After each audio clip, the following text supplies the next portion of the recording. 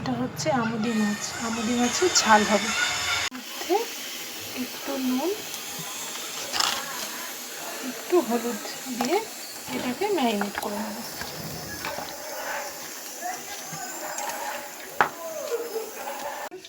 আরও অল্প কিছু মাছ আছে, এগুলো আমার মাছটা ভাজা কমপ্লিট হয়ে গেছে, একটাও মাছ ভাঙেনি। এবার মাছগুলোকে আমি একটু তেলটা ঝরিয়ে তুলে নেব। ভাজা হয়ে গেছে।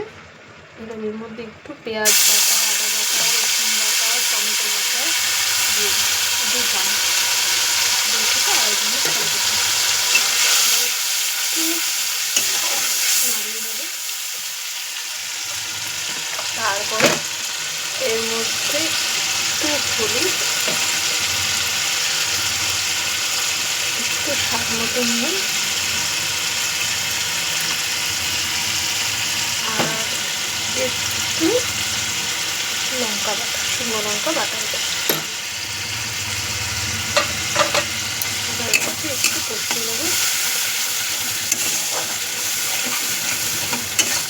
যতক্ষণ না মশলাটা কাঁচা গন্ধটা ছাড়ছে এটাকে একটু না কষিয়ে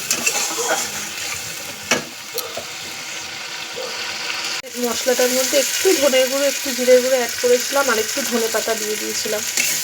এখন মশলাটা পুরো কষানো রেডি, পুরো হয়ে গেলে আমি এবার একটু জল দিয়ে দেবো। একটু জল দিয়ে দিলাম। এবার একটু ফুটে গেলেই আমি মাছগুলো দিয়ে দেবো। আমার তরকারিটা ফুটে গেছে, জল দিয়েছিলাম সেটা ফুটে গেছে, তেল তেল ছেড়েছে। এবার আমি সব মাছগুলো এর মধ্যে অ্যাড করে দেবো। এই মাছটা রান্না হয়ে গেছে, আমুদি মাছের ঝাল। এবার আমি এটাকে একটা বাটিতে ঢেলে রাখছি। গ্যাসটা বন্ধ করে দিলাম। এইভাবে একটা পাত্রে আমি ঢেলে রাখবো। দেখুন মাছের ঝাল।